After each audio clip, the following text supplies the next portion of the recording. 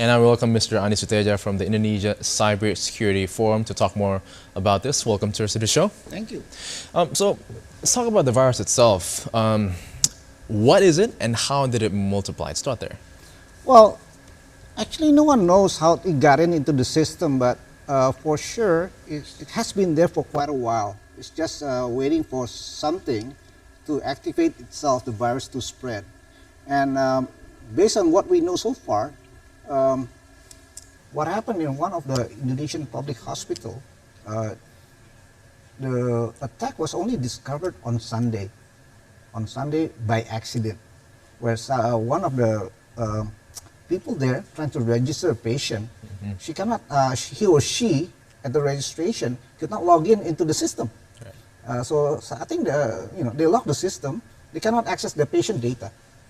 So that's how it become. And of course, basically, when somebody cannot access the system, they will they will tell to the supervisor, hey, what happened? And I think that's how they discovered the flaw or the breach. But I don't think it just happened on Sunday. I mean, something has happened before. Either through a weakness in the entire infrastructure, it got into a flash disk, a USB thumb drive. No one knows how it got in. How big of a scale and how bad is the damage for Indonesia? Well, I mean, looking at what has happened with the hospital, of course, it's quite alarming what it can affect if you cannot access a patient data. Of course, you have a big problem.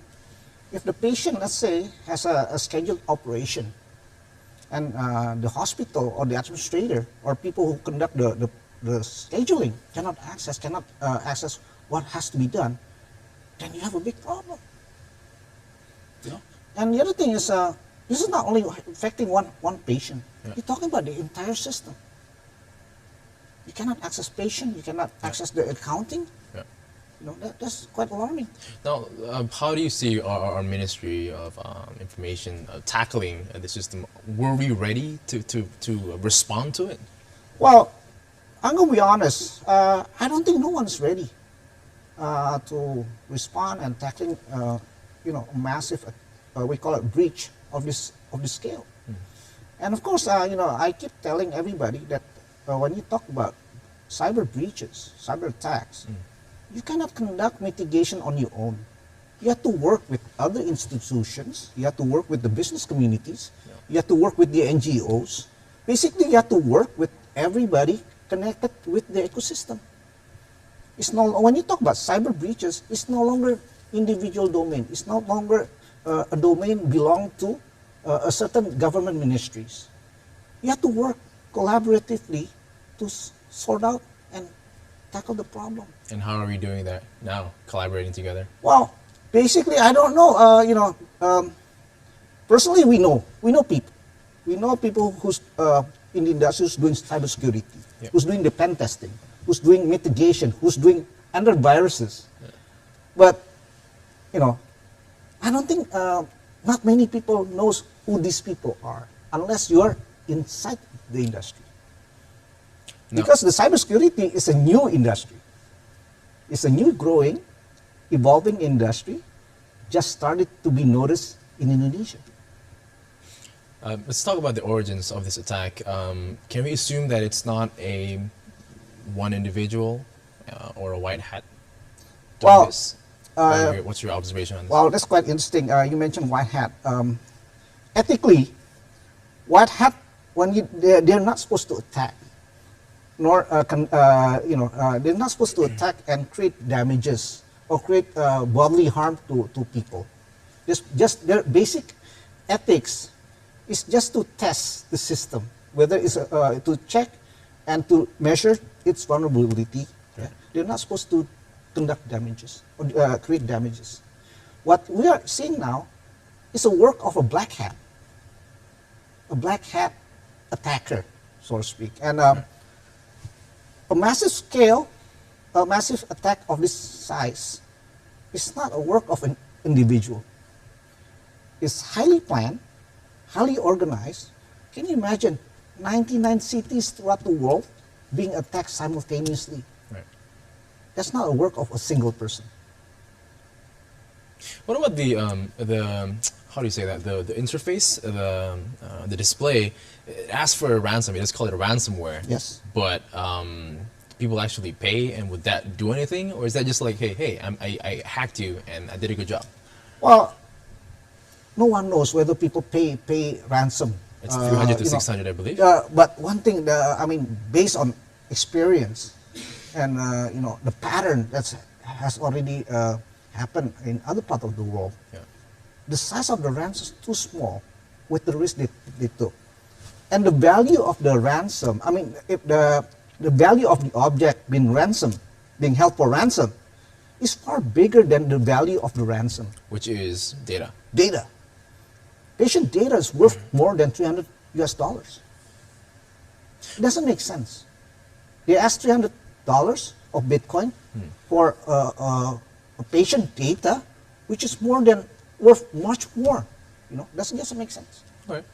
We're actually almost out of time. But what about the Bitcoin? I believe it is used because it is, some say, untraceable. Untraceable. But you believe it's not the motive of the attack. The motive is to get the data. And the motive is just, to me, it's just testing the water. How ready are we in facing reality? Because this kind of attack is going to happen again. Or what kind of scale are we expecting? Much bigger. That actually the attack has been there. Why this attack is highly publicized? Because it happened in 99 locations throughout the world at the same time. But basically, cyber attacks, cyber breaches has already been happening, quite a while without realizing. Was there warnings? I believe previously. Well, I think there was, but there has been a lot of we call it cyber threat intelligence being issued by many institutions. Throughout the world, among them, all the antivirus companies, some of the big guys, from Russia, US, there's a lot of them around. But people who understand threat intelligence bulletin are only people that exist in the industry. This threat intelligence bulletin are not something which is tailored to made for common people. Okay. So their warning has been there. To date, I think I remember that I've been reading something like this date back mid of last year, because the scale is going up and up. The ransomware, the pattern, everything we can see is going up and up. But I don't know whether my other colleague realized that something is really cooking. Something's going to happen. We do know that there was an Indonesian telecommunications company also hacked a while back. So do you think there's also a pattern going on with that? I think both incidents is connected. Needless to say, is targeting critical infrastructure institutions, right, which is we call it highly targeted targets. So why is the critical infrastructure institution is highly targeted? Because basically, when you talk about telco, who's using telco?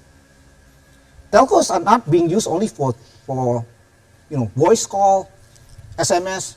Telco with the internet, the 4G technology is being used to conduct banking transactions. It's being used to send emails. So this is a critical infrastructure.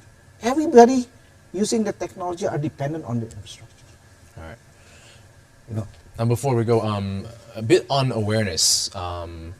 People in the industry know about what's going on, and they can predict it. What about us that are not tech savvy, and Indonesia's cultural awareness itself? How do you see that? Well, I'll be honest with you. I come from the industry. So as an industry player, we are also we came to realize that I think we are also part of the problems. We are not.